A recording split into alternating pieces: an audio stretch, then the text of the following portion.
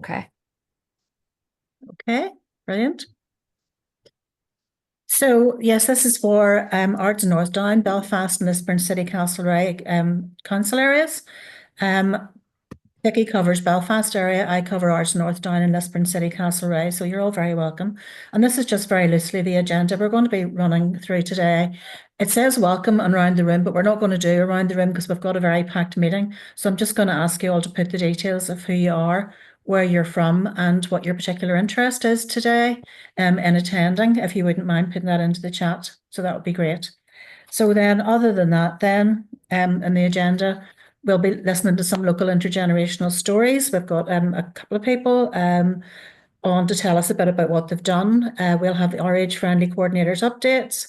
We'll be talking a wee bit about our Christmas campaign, a training update and what we've been up to, our all ages small grants. Of course, Global Intergenerational Week, which I'm sure you've all been hearing about anyway. And then our Creating Intergenerational Communities project, which is a really exciting project that we're really delighted to be involved with UK-wide. And then we'll be having the student review of our work. So that's really, really, really good. So could you move on, Vicky? So, okay, who are we? So we're Lincoln Generations Northern Ireland. I'm sure most of you already know us. I don't know whether you remember or not, but we were established in 2009. And our vision is that Northern Ireland will be a place where all generations are respected, understood, connected, and engaged together in their communities. So really, the most important thing is that this bit about being engaged together, there's mutual benefit. So the generations are brought together to equally contribute to whatever activity it is that they're joining in to take on together. So that's really, really important. And it's all about adding value with an intergenerational approach. So therefore, we'll be saying to you, you should be able to incorporate that intergenerational approach within whatever it is that you're doing in your day job. It's not meant to be something additional. It's meant to be an inherent approach to what to the work and to what's actually doing in it. And the benefits, then we connect, inspire and support.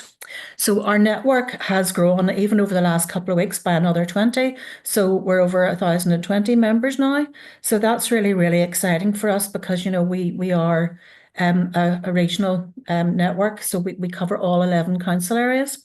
We offer intergenerational training, and that will be bespoke according to who it is that we're doing it with. So it could be teachers, it could be health and social care students, could be voluntary sector, community, whatever it is, we can offer you a bespoke training package that will fit with your area of work and your expertise wherever you are a practitioner in already.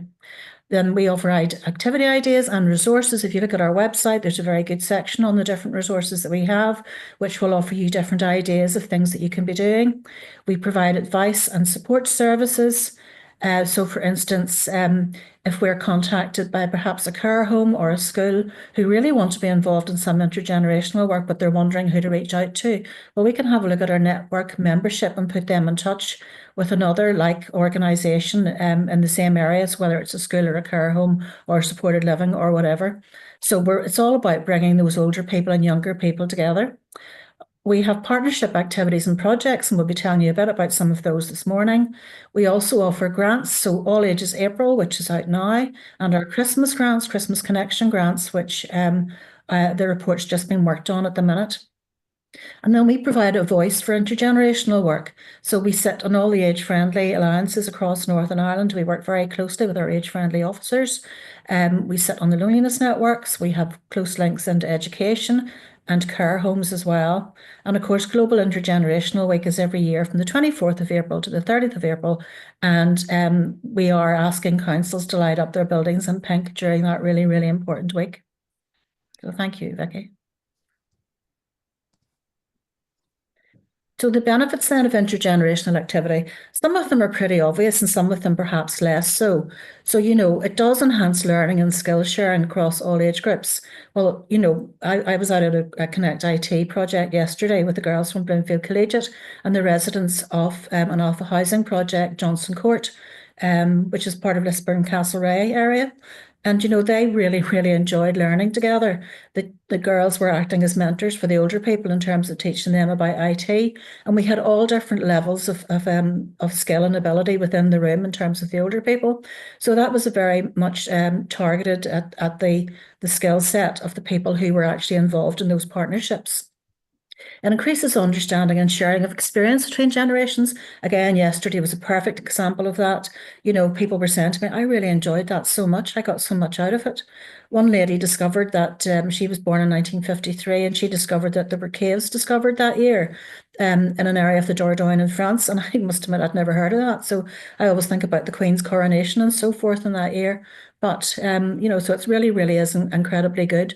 So it boosts mental well-being and self-confidence. Again, very, very evident yesterday.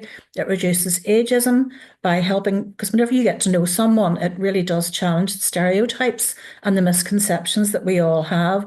Older people about younger people and younger people about older people.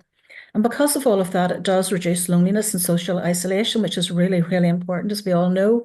It builds friendships and social connections.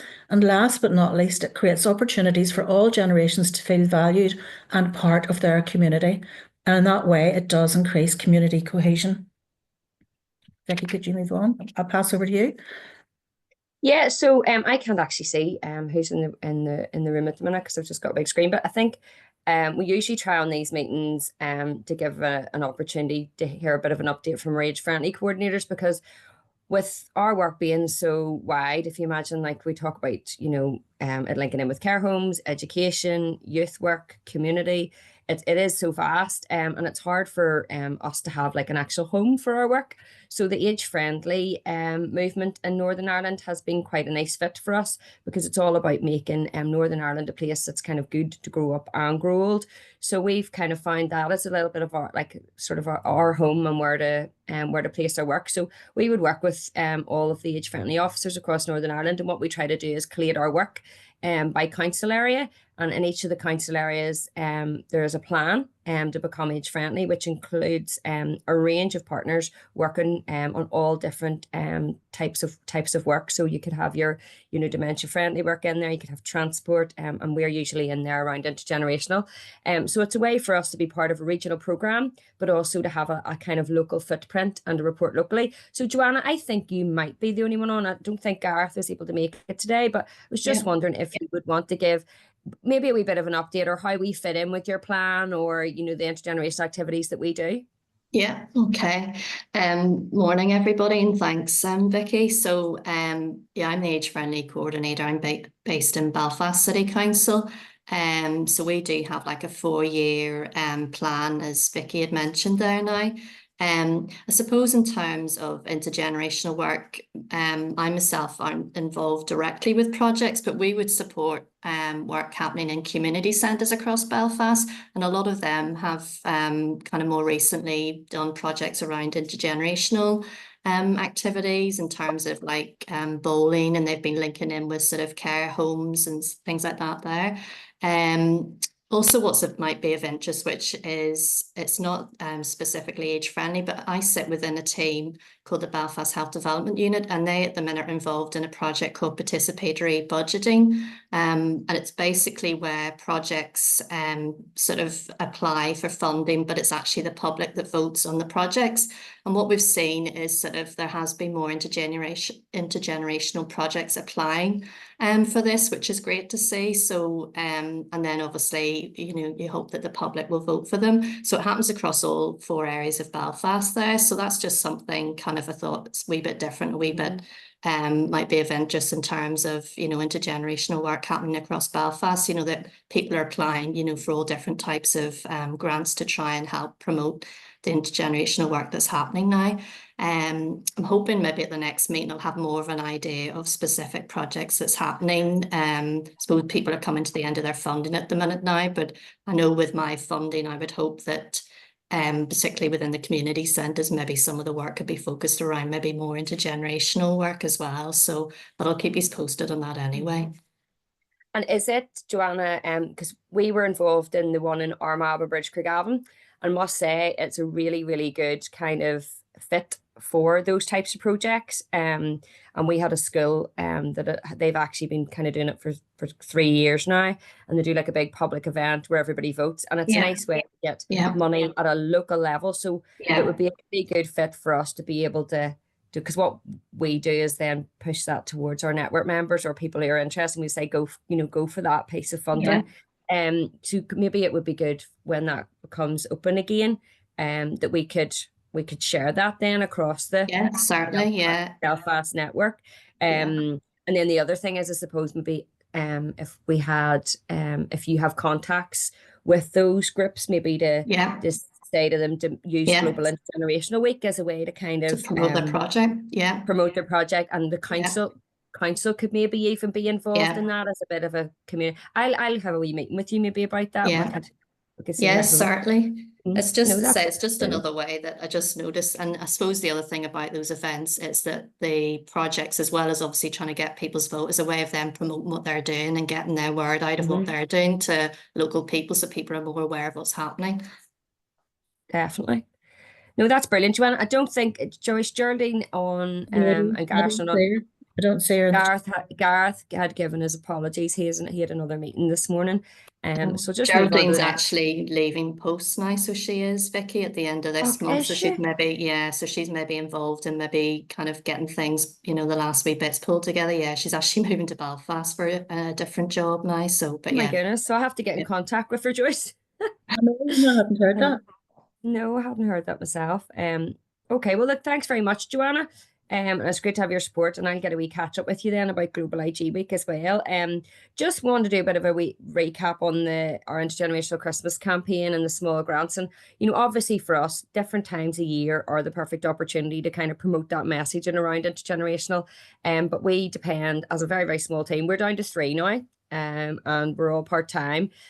So really our strength is in our network and our supporters. And, we send out a message, and we really want people to embrace it and take it forward. So the small grants this year, we had 116, last year, December 2024, we had 116 applications. So it shows you the interest and the ideas out there.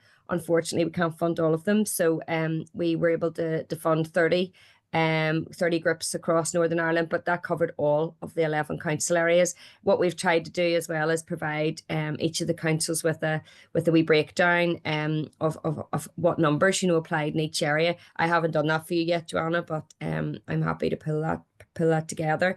But really for us, it wasn't just the grantees that we were really impressed with, that were sharing their activities on social media. And we had some of our staff went out to visit the projects, and some of the age-friendly officers went out and just created a buzz around intergenerational work at Christmas. But we had lots of people who didn't get grants from us, particularly schools and care homes, that were getting involved and sharing their stuff with us too. So it was a really nice, just a really nice way to make a lot of noise about intergenerational work. And I've just put in some of the stats there. So you see when you put out an idea, how people get engaged. And we very much really appreciate people tagging us in their intergenerational work, because we just share it on. We recognise it, and we have a good following on our social media accounts, and really it's used to inspire others. So this little video, would you let me know if the sound comes on with this, Joyce? We just put together this little thank you video, and I'll give you a wee idea of some of the fantastic activities that took place as part of the Christmas campaign. Mine's there.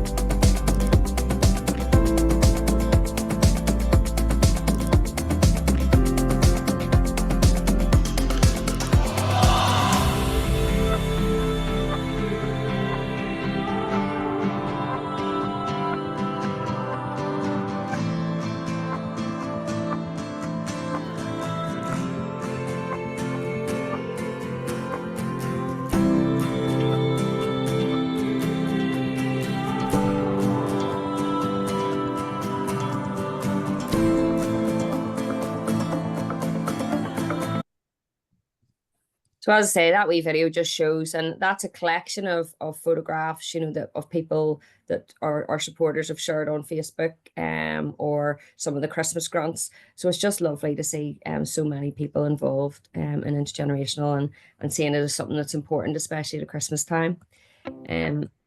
So I'm just going to go on now to our next campaign, which is a yearly campaign that's coming up, and it's probably our biggest part of the year, is Global Intergenerational Week. So this campaign started off as a UK campaign, and it was ourselves and Generations working together, and a couple of organisations then in England and Wales. It's now global, and it's I think it's the 5th year now, but there's now 15 countries across the world. It's got so big, and the World Health Organization are actually coming on to support it this year. So although we're like super tiny, it's our job to coordinate the campaign for Northern Ireland this year. And obviously we really want it to be bigger and better than ever in Northern Ireland, but we need support from organisations and communities and settings and local government to promote it as much as possible. So we're really we're at the very early stages, because we're so small and we're trying to get it all together, but we're at the very early stages of pulling all the activities together, and we're just really calling out for people to join us and support Global IG Week 2025. So I'm just putting this out. We have a page on the website, and if you're on the network, on our network, you can sign up obviously on our website, but I think most of you guys would be. I'll be sending out a lot of information about Global IG Week. So basically, the basic ways to get involved will be to sign up to support it. You can go and you can add your logo to the Global IG Week webpage, which is held by Generations Working Together. So it collects all the logos and all the supporters. There's a supporters pack, which includes graphics. So there's a theme for each day. This theme that you see on the right-hand side, that's the message that we're trying to share with this campaign, is that intergenerational practice isn't just nice, it's something that's essential.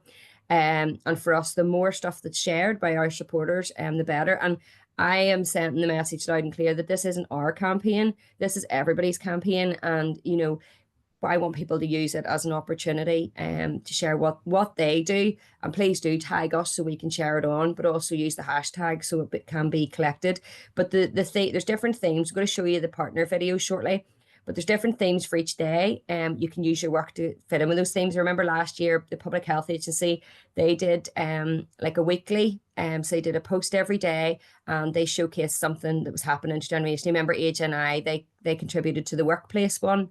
We had Clonmel, they did a campaign and they shared something every day. The councils were all great and shared. I think Belfast City Hall lit up, Lisburn, Castlereagh lit up as well. And Ards and North Down, they had shared posts because they weren't doing the building light ups. So just supporting in any way and getting that message across that intergenerational practice is essential. So get involved in social media. We're also going to have a series of events now they'll not just be by us, but they'll be by all of our global partners across the world. So you're welcome to attend any of those, and I'll get the global events schedule out to everybody as soon as it's been put together. And just basically keep an eye out, watch our social media channels, and watch our network emails for resources and opportunities to get involved. So I'm just going to show this video. It's of all the countries across the world that are taking part, and it gives you information on the themes. Welcome to Global Intergenerational Week, an annual campaign that celebrates the value and power of intergenerational relationships. The campaign takes place April 24th to 30th and features a variety of engaging and inspiring in-person and online events throughout the week. Each day focuses on a key intergenerational theme. On day 1, let's raise intergenerational awareness. On day 2, let's challenge ageism. On day 3, let's challenge social isolation and loneliness. On day 4, let's celebrate intergenerational spaces and communities. On day 5, let's save the planet together. On day 6, let's develop intergenerational workplaces. And on day 7, let's improve intergenerational quality and sustainability.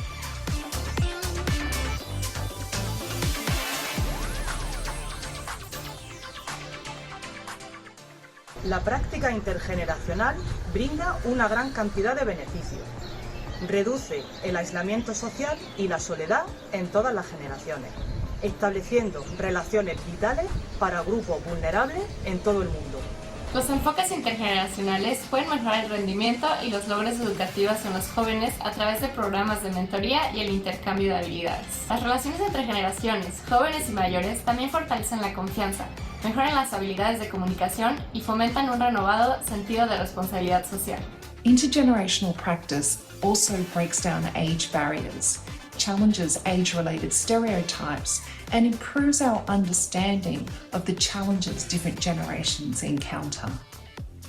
And this all leads to the creation of sustainable, cohesive and age-connected communities where ageism doesn't exist and different generations can flourish together.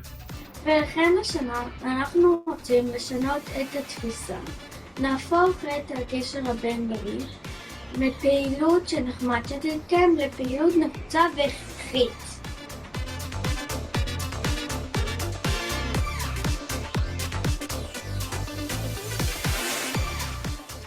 Our goal is to raise awareness for intergenerational practice across the globe so that more and more people can witness for themselves all those magical moments that intergenerational relationships create. There are loads of ways for you to get involved in the campaign. You can partake in our postcard activity, share a snapshot of your intergenerational moment, whether it's meaningful conversation, a shared activity or a special connection. Reflect on your feelings and include photos to highlight your experience. You can host an intergenerational event, which can be anything from an intergenerational cooking class, to a sports day, to a simple tea and cake morning. También puedes unirte a nosotros online utilizando nuestro hashtag de campaña GIW25 y utilizar nuestras plantillas prediseñadas para redes sociales disponible dentro de los recursos del pack de patrocinadores.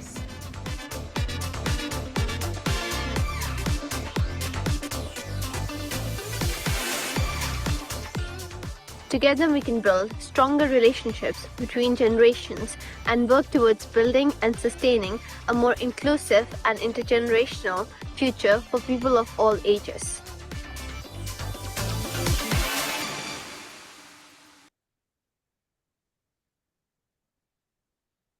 You can see that quite a small campaign to start off with has got quite big, but it's absolutely amazing to be the lead for it in Northern Ireland and to be connected in. We're connected with all those people and we meet with all those leads and share all our ideas and organise events together. So really excited about the campaign and hope that you can all get involved. So I'm going to pass over to Joyce now.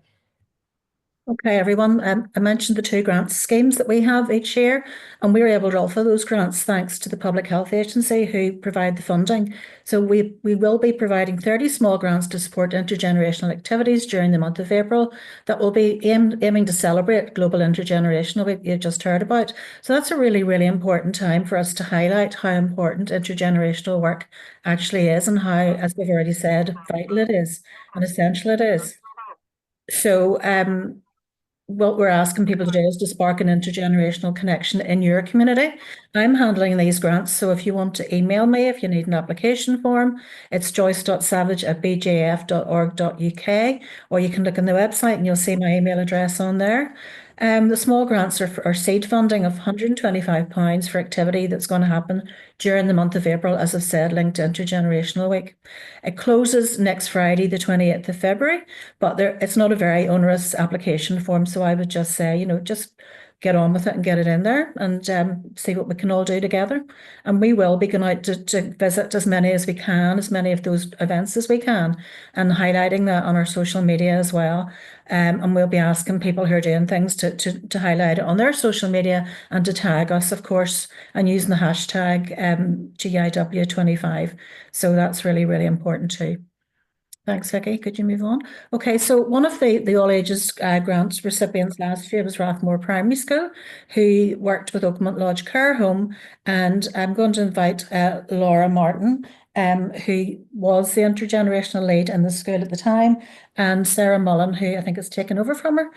So Laura, would you like to take us through your presentation?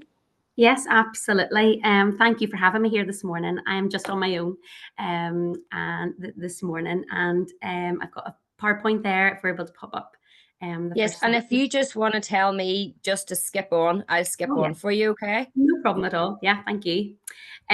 So we started out on our intergenerational community links project actually back in September 22, and that sort of came off the back of COVID and just recognizing the isolation. I taught primary 3, and so it was so clear that such a large part of the children's lives had been in their small little family units, and their world had become very small. And so we began on our journey of trying to broaden and widen the children's life experience. And one of the ways in which we did that was to link with our local nursing home, which is Oakmont. It's in walking distance, and it's wonderful that there's no cost in being able to go and to visit them.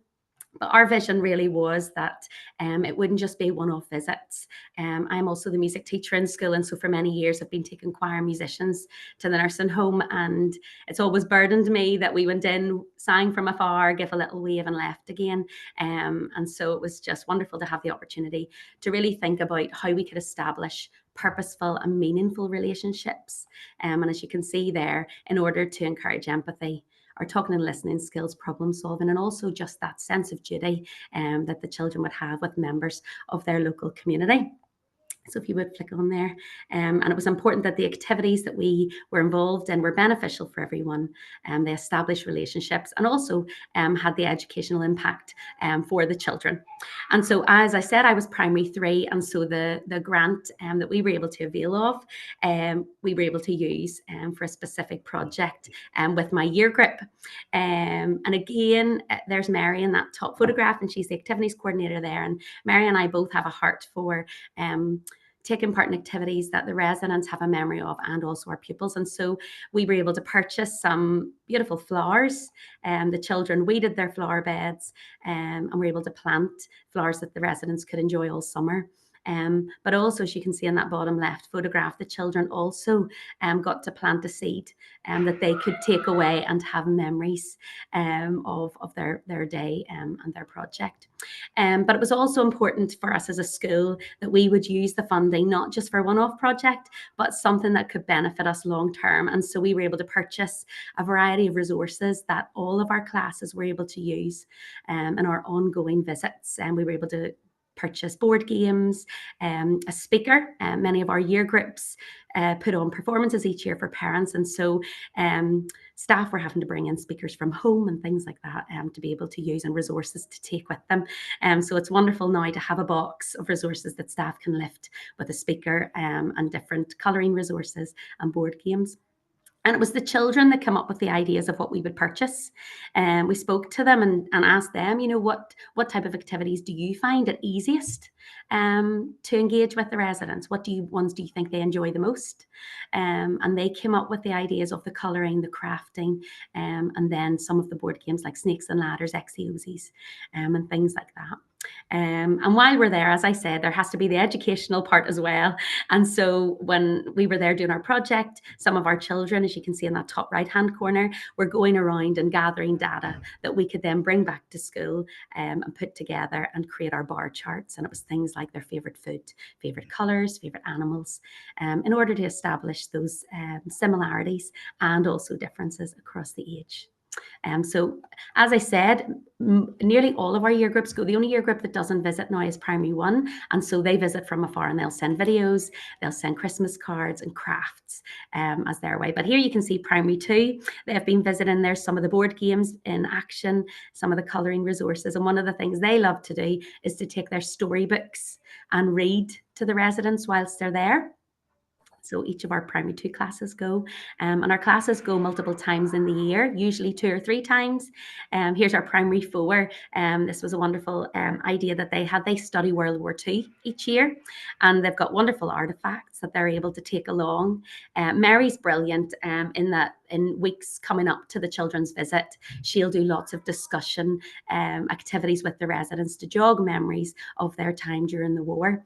And so when the children go, the residents are ready to recall those stories and share them with the children. And we've just thought it's just been amazing that it's just brought learning to life. Things that we've been teaching in school. I taught primary 4 in the past, and we would have been teaching how scary the blackout was and things like that. And what was interesting was when the residents were sharing, one wee lady said that the worst thing about the blackout was that she couldn't put her lipstick on straight, and some of the jokes and the tricks that they got up to during their time. So it just brought a whole different element to learning. There's primary 6. So this is my current class. We were there just before half term. And the children were really passionate. They always plan what we're going to do when we go to the nursing home. And so their idea was they wanted to create something we could put on the windows. And we found these little heart crafts for Valentine's Day using tissue paper just to catch the sun. They wanted just to decorate that the residents could enjoy. We took our MADS dartboard that they have to throw their darts and calculate their score. But it's just wonderful hearing the conversations and the natural dialogue that is created during these activities. Here's primary 7. And it's been wonderful following online and on social media and seeing the different ideas. And very often it can be just tweaking the practice that we already have. And so, as I said, we've always taken our choir and our musicians down to the nursing home, but it's just been thinking, how can we tweak that slightly in order to really invest in establish relationships? And one of those ways is just going for 15 minutes extra, having time to go around and discuss what was Christmas like for them as a child, what's Christmas like now, and being able to just have that time to be in conversation. But I was speaking to my class before I came over here to join with you today, and I was asking them, what should I share that is the benefits for us? Why is this so beneficial that we invest in this? And they just had so many ideas. They love spending time with older people, and one of them made a really lovely comment in that it has helped them spending time with their grandparent. And he was saying, that he was able to think of a way for his grandfather who's struggling with his memory to not lose his glasses. And he was saying it was because he had saw one of the residents who had string on their glasses, to keep it around their neck. And so there's just been many ways in which that has really helped them when they're with their own family, but also then when they're at the nursing home.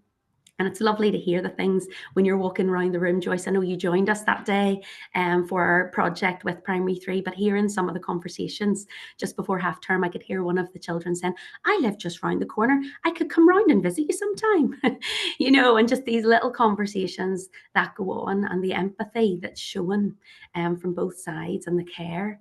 And we have children who do have quite specific needs and do find some things within school quite challenging. And it's very interesting that when we go on our visits to the nursing home, some of those children that can't cope with certain things in school cope really well with it in the nursing home environment, because it's an older person that they can see has a need. So when maybe the older person comes into their space that they normally can't deal with, it's really interesting to see how they respond so positively to that. So that's one thing we've really noticed that has been beneficial for all our students. But as I say, I just want to thank you for the opportunity availing of the grant, because it is something that has been a catalyst for us going forward to enable all of our classes to be able to go and visit with worthwhile resources to help establish these relationships. So thank you very much. Thanks so much, Lauren. It's lovely to hear. Wow, thank you so much. And I think what's starting to come out on our network meetings, and we know they're not as easy for everybody to attend, and you can't make a time that suits people in education and people in care and community. But that's why we started recording them. But what we're finding now is people come on to talk about their intergenerational approach as opposed to their activity. And it's something that you've really embraced. And for us, this is exactly what we want the change to be, in schools across Northern Ireland, that it's something that's seen as really essential and valuable and adds value. So thank you so much for your presentation. It's absolutely brilliant. So it was. And we're going to hear some more today as well. So thanks very much for coming on, and we look forward to seeing, even if you're getting involved in Global IG Week, or I know you do tag us in your stuff and we share it on, but it's just so lovely to see and so inspiring for other people as well. I'll just skip on. So we're just going to give a wee bit of a training update here. We're going to hear from actually one of the groups that's mentioned in this, but they're not coming on to 11:30. But we'll give the training update, and then I'll give. If they come on immediately after this, because Ruth has to be away for 11:30. Okay, is Ruth on? He is, yeah. Mm-hmm. Oh, right. Okay. That's brilliant. Okay. So really with our training, as like we have a fantastic training offering. Obviously we have 4 network meetings happening. So on one of the network meetings, we actually had young people presenting who had availed of training 3 years ago in Newbridge Integrated, and they've continued on with their intergenerational activity in school, which is student led. Although what we're facing at the minute is Linkage Generations doesn't actually have any funding to provide our training outside of specific projects, which makes it difficult for us to go out and offer it out, as wide as we can. But it's something we have, and we can provide it for a small fee, but it's also something that we do try to build into our project. So for us, it's really about, being a catalyst, an organisation that doesn't just go out and deliver projects for people which begin and end, but empowering others with the knowledge and the confidence and also the resources to support them to embed it into their settings, just like you see in the previous presentation there. So our recent training, we have a Creating Intergenerational Communities project, which I'm going to tell you a wee bit more about later on. And really has been taking it to the next level. And for us, it was all about developing sort of those training tools for the future, higher level training tools. But recently we've been involved in working with some of the schools who are part of our project. So we have had some dementia awareness and intergenerational sessions, which have been preparing students and primary school pupils to go into schools or go into care homes to work with residents to have that understanding of dementia, but also how working intergenerationally can kind of benefit people with dementia. So these 2 photographs here, the top one is I've gone out to Laurel Hill Community College, and you're going to hear from I'll let Ruth tell you about kind of their journey. And then the bottom one is at one of our Creating Intergenerational Communities pilots, which is with Knockbreda Primary School. And they're working alongside Annandale Care Home, and they, like Rathmore, have really built it into everything that they do. They have all their year groups are involved, and it's really something that they see as value. And it was really grounded actually in empathy after COVID. So you're gonna hear from our student as well, who's been working with them. So I'll pass over here to you, Ruth, and let you give a wee bit of information. Yeah, okay, thank you. So that first picture was you out doing our training actually, Vicky there. So my name's Ruth Ray, and this is Sarah Mullen, one of our students. And really I'm just going to talk for a few minutes about what was being involved in the relationship for school and pupils means to us. So Joyce initially got in touch with me, I think it was June 2023, and I was really excited for what it could mean for our pupils. Just as we've heard, I mean, just great for them. So we took initially 11 students out from October to December 2023 over 6 weeks for an hour a week. We then took 16 there this year, October to November. We found that was too many. It just happened to be how many was in the class. And so we took 8 one week, 8 the next week. But before we went out, Joyce had come out the first year and Vicky the second year, just to explain and do the training on dementia, because we were going to Laurel Hill House, which again is walking distance to us, and really focuses on residents with dementia. So it was really good for the pupils to get an understanding of that, to be aware of what they were going into.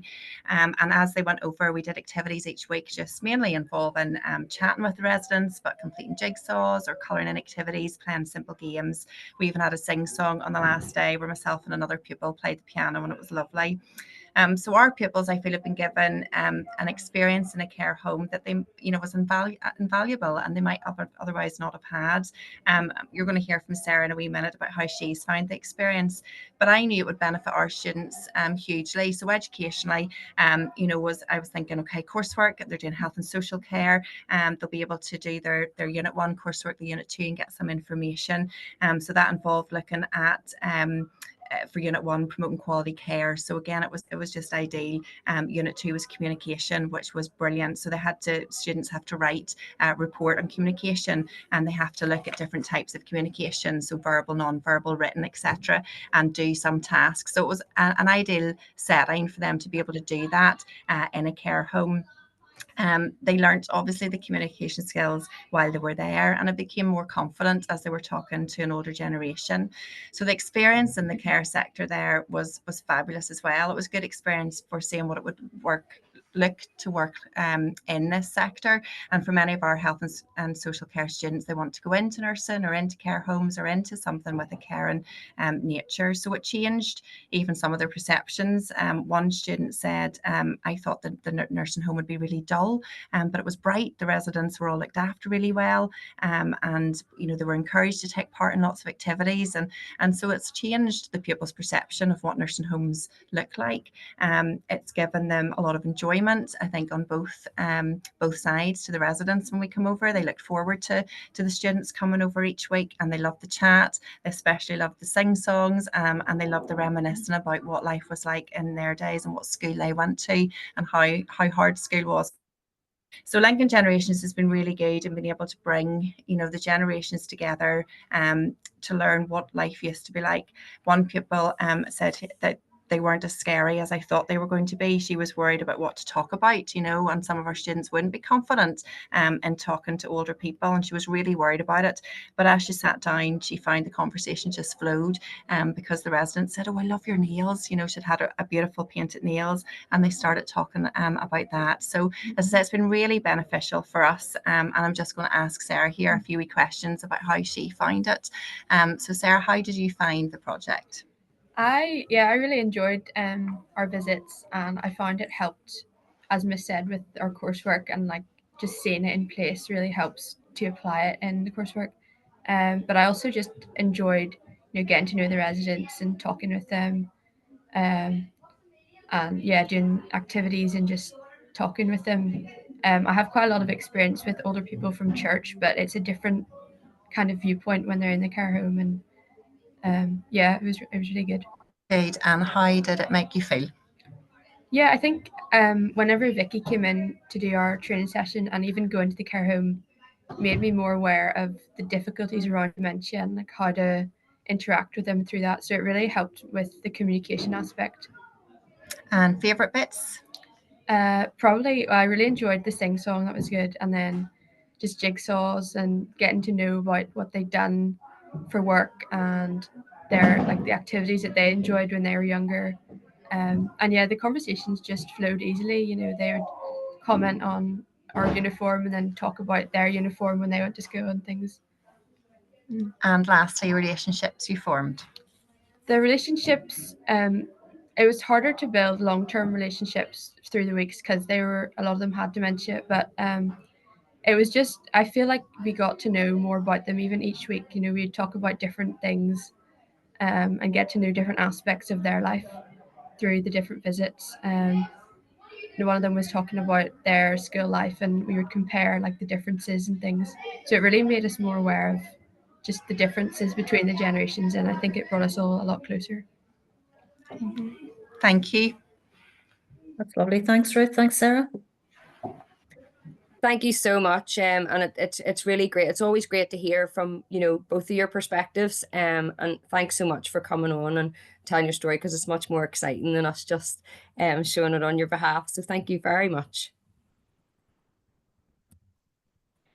So I just wanted to move on then and talk a wee bit about the Creating Intergenerational Communities project. So we were really delighted to be involved in this project. It's a UK partnership project funded by the National Lottery Community Fund. It's actually ending, unfortunately, in June. And it was working with our Scottish partners as the lead, Generations Working Together, and Apples and Honey Nightingale, which is it's like a co-located early years setting, which is in a care home. So we worked together as partners, and the kind of aim was to establish 30 intergenerational flagship projects across the lifetime of the project, but with a focus on quality, and proven practice and sustainability. So that idea of, the no beginning and the end, something that's really, really embedded within the settings that we worked with. And then obviously, because it has that focus on quality and sustainability, really highlighting those impacts around isolation and loneliness and well-being and relationships between generations. So a big part of that Creating Intergenerational Communities approach was to develop the first set of quality standards and indicators for intergenerational practice, and a big toolkit was created. Now, the toolkit was quite vast and quite overwhelming at times.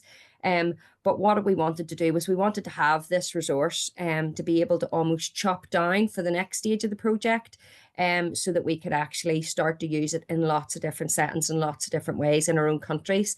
So for us, just to give a bit of progress in Northern Ireland as part of the project so far. So intergenerational training was provided to 62 individuals as part of the project. We also then provided training on the toolkit to the pilot settings who were taking part. So just to be clear, the 10 projects were actually made up of 20 settings, because what we said was we didn't just want to train, for example, if it was a school and an older people setting, we didn't just want to train the school teacher or we trained both, and quite often in both settings there was two staff in each setting that took part. So for example, the Knockbreda example that we're going to hear a wee bit about from our students in Sanjana, we had the school principal on, and we also had a teacher who's the lead, and then we had 2 staff from the care home on who were enrolled in it as well. So really embedding it in that way and building strong partnerships has been a really, really good way of doing things, and a way that we have always known works. So there's been 38 leads from these projects that have currently trialed the quality indicators. And the quality indicators are all based on reflective practice. So the people, rather than just running the activities, we have really urged these people to note down how the work that they do achieve some of these indicators, which could be linked to, cohesion, mental health and wellbeing. So there's lots of different indicators. So each setting that we've worked with is now equipped with a knowledge of how to plan, deliver, and evaluate their intergenerational activities. And what we know now is that although this project is ending, these connections and the work will continue. And that's what we really want to continue to be able to do in Northern Ireland, is to act as that catalyst and provide our catalyst support at the start, and that kind of training and empowering people to take the lead themselves.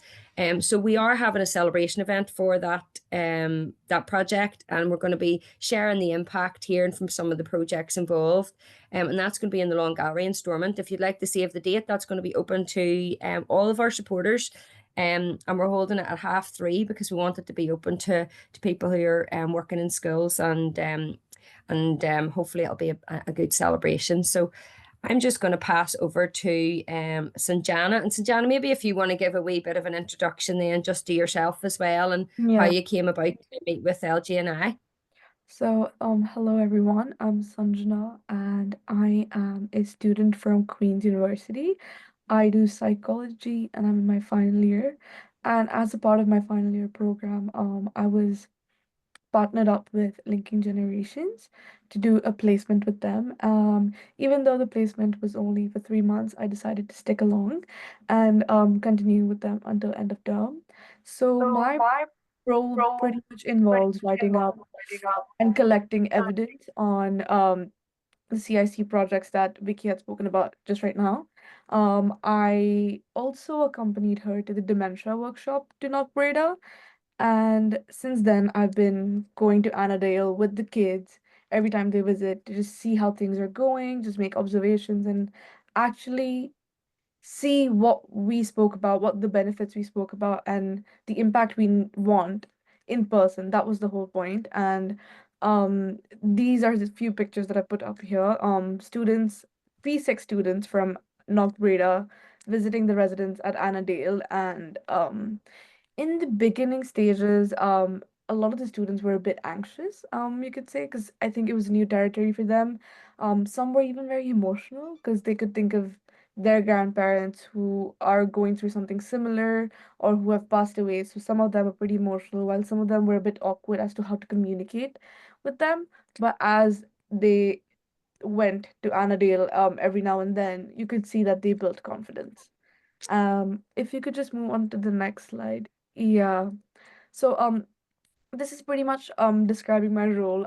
I use a CIC toolkit to, see what quality indicators are being used during the visits, and actually write up a report on it.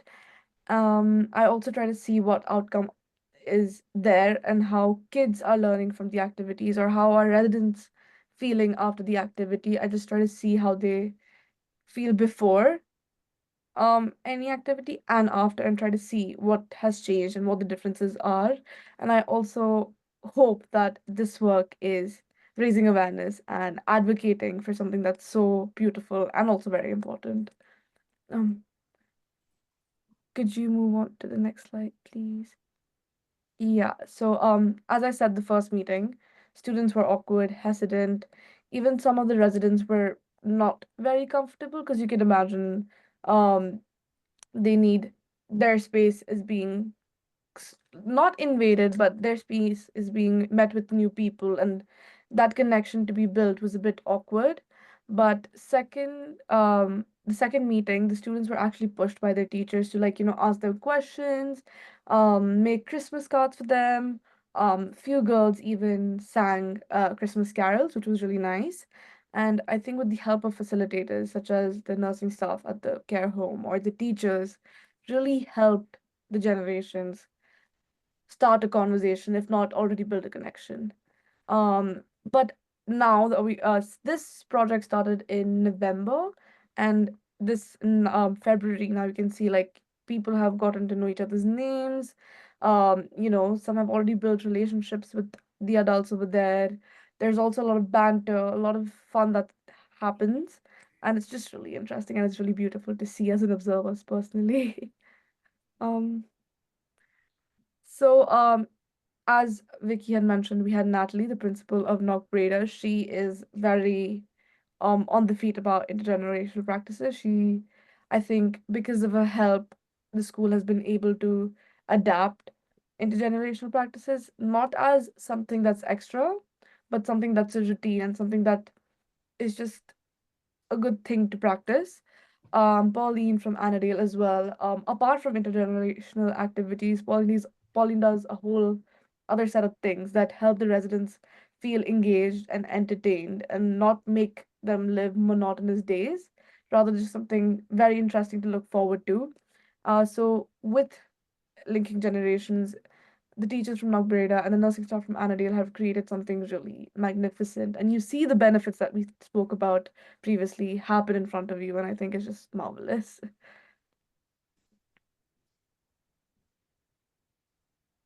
This is a video that Natalie, the class teacher for P6, had actually made, and it pretty much shows you everything that I've spoken about or what Joyce or Vicky spoke about.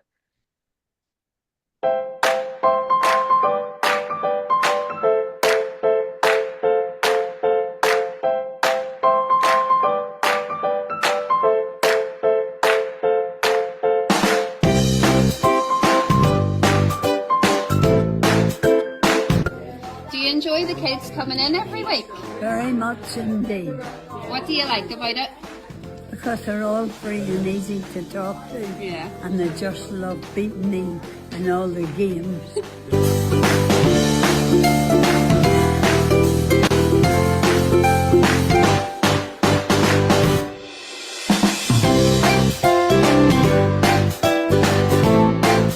Yes, it was great.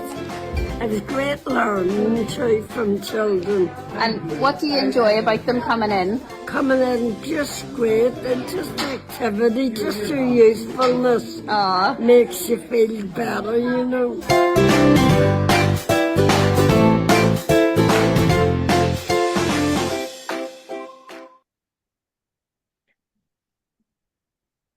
So, yeah, I hope that pretty much showed what linking generations work entails and how the facilitators are helping, in reaping the benefits out of it. A few things I would like to add is I had the opportunity to speak to the family members of one of the residents at Annadale, and I just asked them, like, how do you feel about like the kids coming in, and what do you think? Like, do you think it's, beneficial for the residents? And a resident's son told me that it puts them to ease, knowing that their parent is not lonely at the resident home. They're not feeling alone. I mean, they do have the company of other residents there, but having kids come in makes them feel a bit relieved in the sense that there is something fun happening, there is something engaging happening, and they just don't have the need to like constantly check up on them because they know they're in good hands and they're having a good time. So that's what the video was trying to say. And I think um we have reiterated the importance of intergenerational practice.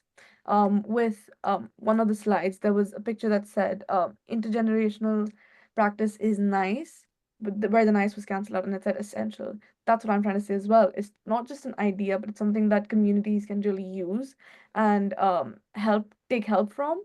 Um, my personal experience is that I did not know much before going into it, but I have seen such a beautiful thing around me. And I think there is so much that can be done with it. There's so much that we can learn as well from. And with the quality indicators that we have spoken about, you can also like literally and logically see how this helps in specifics and how it helps every individual with their needs. And it helps bridging gaps that we so see in society. I have a younger brother, and with the digital age, you see the disconnect they have, not only from their grandparents, but from life outside in general. So I think this can help reduce that as well. And I just hope that this is grown into something bigger and can make an impact it needs to make. Thank you so much. Thank you. That was brilliant, Sanjana. Thank you. It was a really good way of capturing everything. And we have been so lucky that Sanjana stayed on with us, because usually the program that she's involved with, the students only come on with us for 3 months, but she's offered to stay on. So thank you so much, Sanjana. So I just wanted to give a wee update on our funding news. So we're delighted we've managed to bring in some project funding. So we're currently working on the REAP Arts Council funding. So Joyce is delivering a project, Elaine's delivering a project, and I'm delivering one. So mine's is with St. Field Men's Shed and pupils from St. Field High School.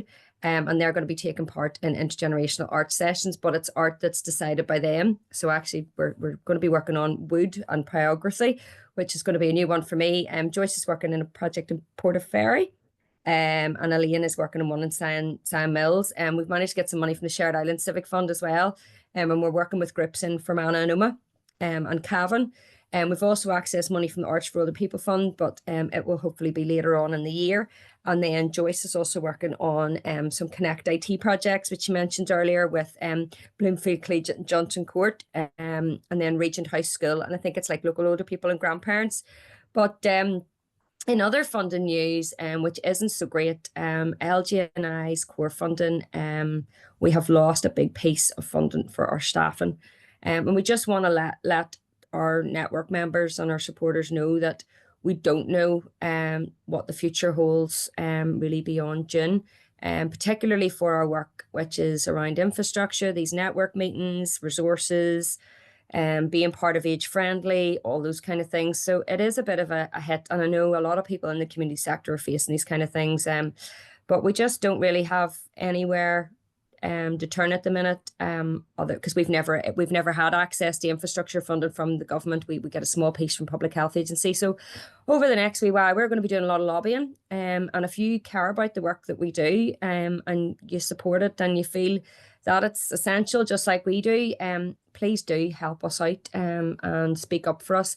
I'm planning on trying to send a letter out to our network members, which can be completed and sent on. And we're just going to talk about that as a staff team next week. Our big problem is that the Creating Intergenerational Communities project isn't continuing. And although that's a project, we use the money to basically support staff to link in with advice and support services across Northern Ireland. So it really enabled. Elaine came on as part of that project, but that meant we had a lead in Fermanagh and Omagh, Causeway Coast and Glens, Mid-Ulster and Derry Strabane. But if that person goes, we don't have that anymore. So it's just to let people know and to be honest. But hopefully something will change for us. So just to kind of close off with next steps.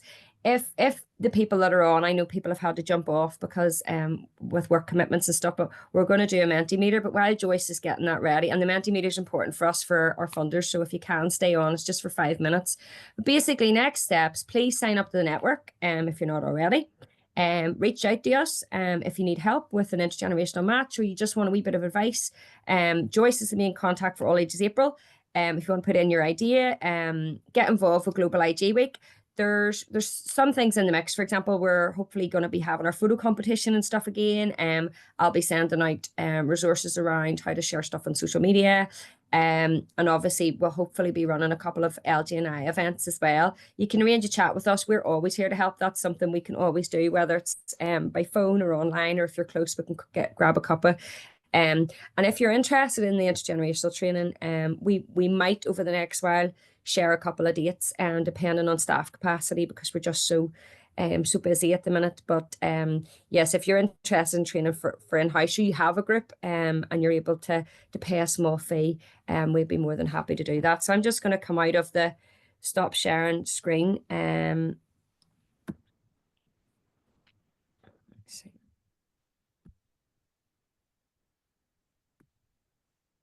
Okay, and I'm also going to stop recording.